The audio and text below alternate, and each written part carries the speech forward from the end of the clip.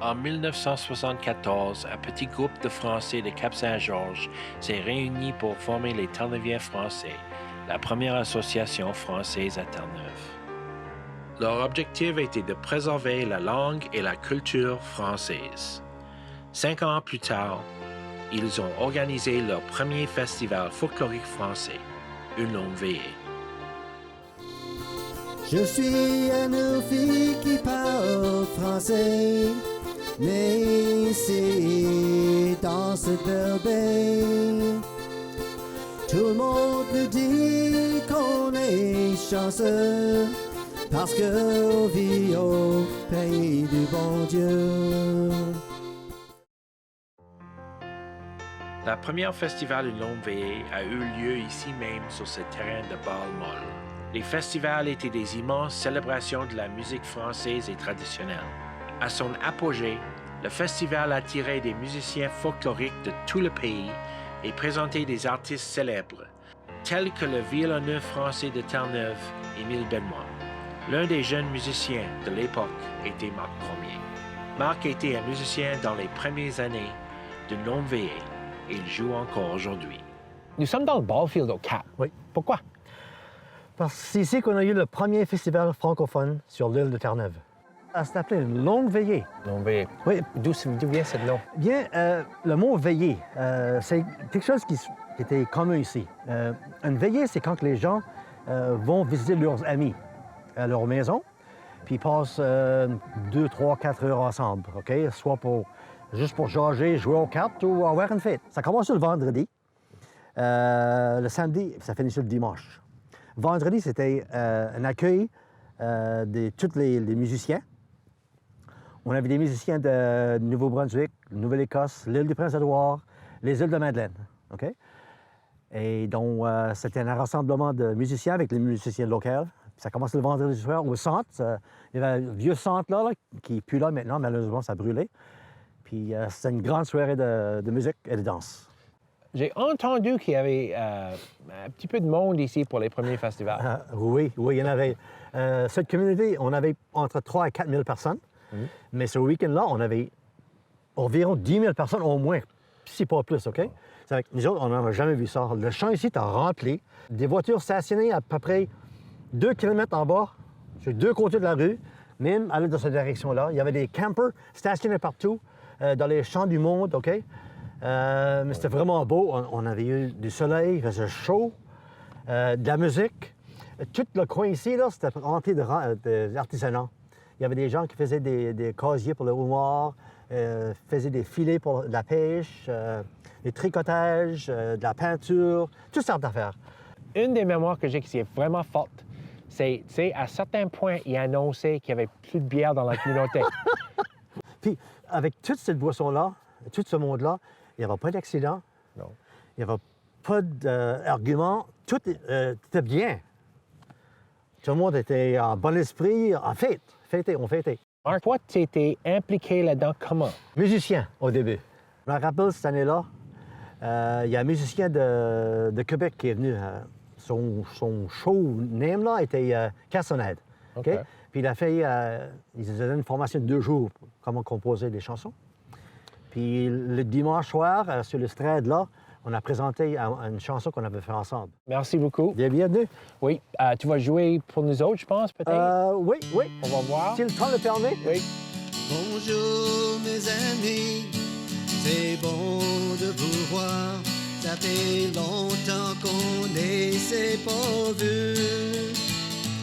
On est venu ici fêter une longue veillée et revoir nos vieux amis. Écoutons la musique, regardons les danses et en jasant ensemble et dire ce qu'on pense, échanger des histoires jusqu'à dimanche au soir. Une journée dans le passé était le festival à la Grande Terre. Le voyage à travers la montagne, comme on l'appelle, dans le coin vous emmène sur une route sinueuse de 15 km de Cap-Saint-Georges, au sud de la péninsule de Port-au-Port, jusqu'à la Grande Terre. Sylvia Oliver travaille depuis des années avec les associations françaises locales. Quand est-ce que les festivals sont commencés? Je pense c'était 20 ans ici, d'ici ou plus.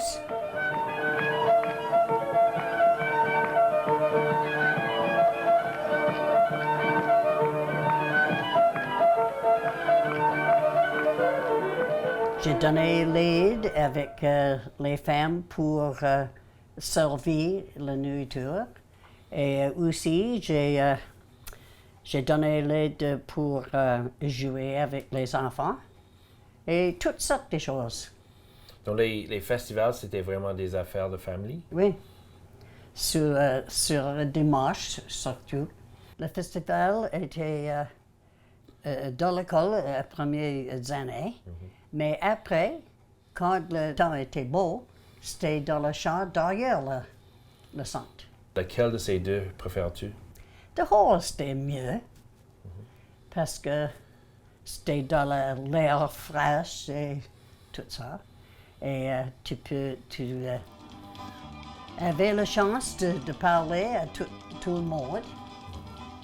Et les enfants, ils ont eu du fun. C'était quoi le nom de le festival?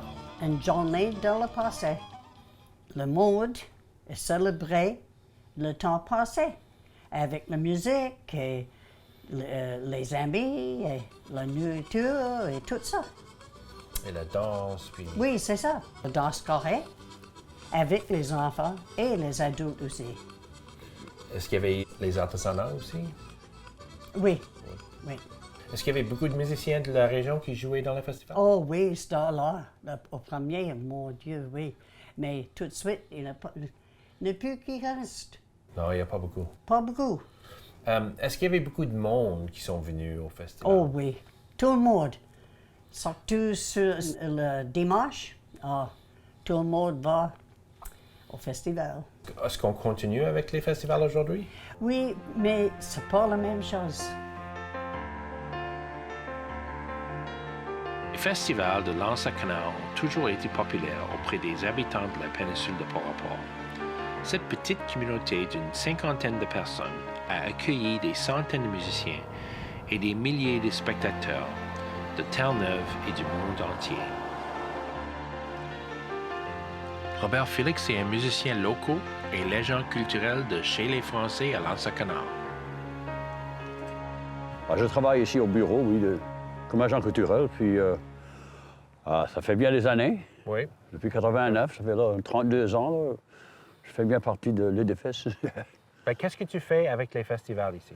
On doit préparer le festival, ça prend des couple de semaines avant qu'on est bien près de faire les systèmes de son et tout ça, puis préparer l'horaire, qui va travailler quand et tout ça. Tout fait partie du festival. OK. Donc, le festival ici à L'Anse-à-Canard s'appelle... Un plaisir du vieux temps. Parce que là, on a commencé avec 87. 87, OK. Le premier festival a eu lieu ici avec la levée du drapeau francophone. Puis il n'y avait pas de musique la journée-là. C'était une journée des jeux pour tout âge, puis la compétition, des sciures de bois, et c'est là. Donc, c'était vraiment traditionnel français. Des jeux de fer à cheval, c'est là. Oui, c'était bien bon. Ouais. Il y avait beaucoup de musiciens ici à L'Anse-à-Canard, c'est fait, mais là, ils sont décédés aujourd'hui, ça fait là, on veut reprendre la musique, continuer avec la musique culturelle surtout. Hein. C'est pas mal la promotion qu'on fait avec notre festival. Puis...